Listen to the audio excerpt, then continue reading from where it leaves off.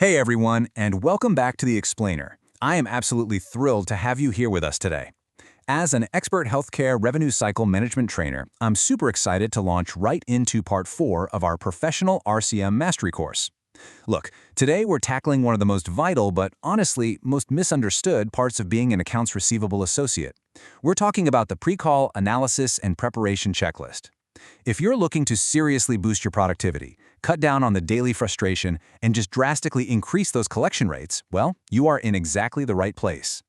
Okay, so here's our game plan for today. We're going to run through the core philosophy of AR follow-ups, break down the 8 analysis steps, look at your master pre-call checklist, dive into some really great efficiency strategies, and then we'll wrap it all up with a quick knowledge check. All right, let's jump right into section 1, our core philosophy. And this really centers around calling the payer as an absolute last resort.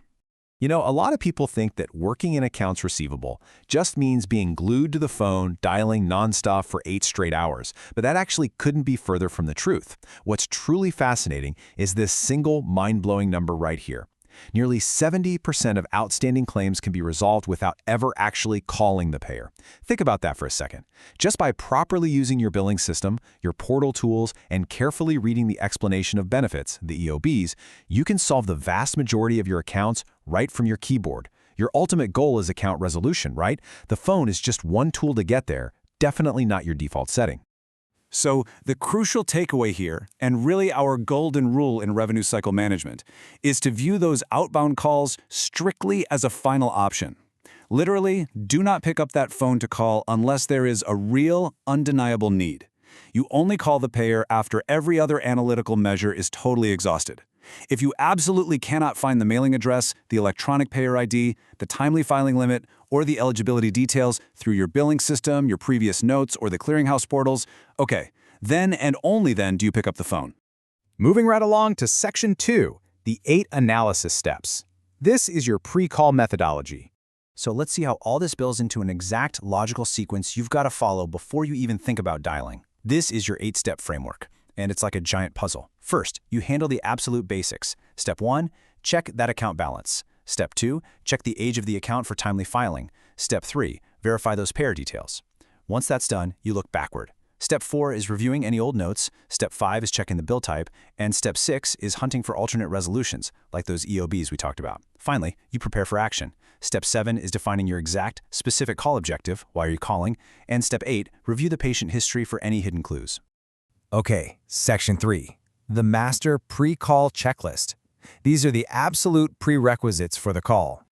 So, let's say you've done the 8 steps and determined a call is 100% necessary. You have to use a master checklist. First up, you need complete healthcare provider information to seamlessly pass those HIPAA compliance checks.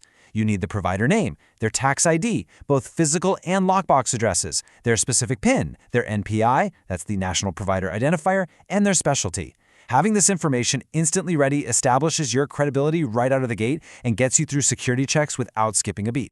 Second on the checklist, you need to extract the exact patient information from your billing system. We're talking the patient's name, their date of birth, insurance policy ID, and occasionally their social security number. And guys, it is absolutely critical, I mean make or break, that you verify the member ID perfectly matches the insurance setup screen in your system. A single transposed number? Boom, the payer is going to tell you patient not found, and you just completely wasted your time and effort. And finally, compile the claim specifics. Having the exact date of service, the total billed amount, the CPT or HCPCS procedure codes, you know, the exact codes for the treatments provided, and the diagnosis codes ready prevents you from getting stalled out. The rep on the other end is almost certainly going to ask what date of service are you calling about and what was the billed amount. You also need to know right away if this payer is primary or secondary. Oh, and always, seriously, always, note the payer's callback number just in case the call drops. It happens more than you think. Let's dive into section 4 now. Call efficiency strategies. This is all about maximizing your productivity on the job. I really want to elevate you to pro status here, because dealing with payers usually means dealing with one inevitable, annoying thing being put on hold. But the way you utilize those hold times completely defines your productivity. Elite AR associates never, and I mean never, just sit there listening to hold music. Always use this downtime to perform pre-call analysis on your next batch of outstanding accounts, or use it to review your cheat sheets and payer contracts. If you're working on fresh claims, use that time to check the billing software for any entry errors that might trigger a denial later on. Basically, you must optimize every single minute of your shift to maximize the financial health of the healthcare provider you represent. All right, time for Section 5. Let's do a final knowledge check to test your RCM mastery. We have covered a tremendous amount of ground today, so let's see how well you absorb the material. Think back to the very beginning. What percentage of claims can be resolved using proper analysis instead of immediately picking up the phone?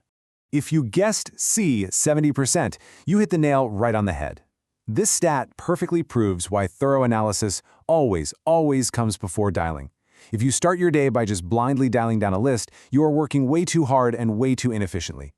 Let the software and the data do the heavy lifting for the vast majority of those accounts. Moving to question 2.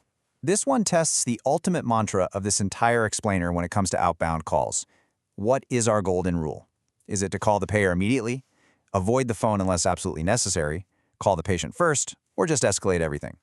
The answer is B. Do not pick up the phone to call unless there is really a need. Remember, phone calls are exclusively a last resort. Only for when the portals, EOBs, and previous claim history just don't have the required data to push that claim toward payment. And for our final question, we're looking at time management. How do the most productive, highly valued RA associates handle being placed on hold by an insurance representative? Yep, the answer is A.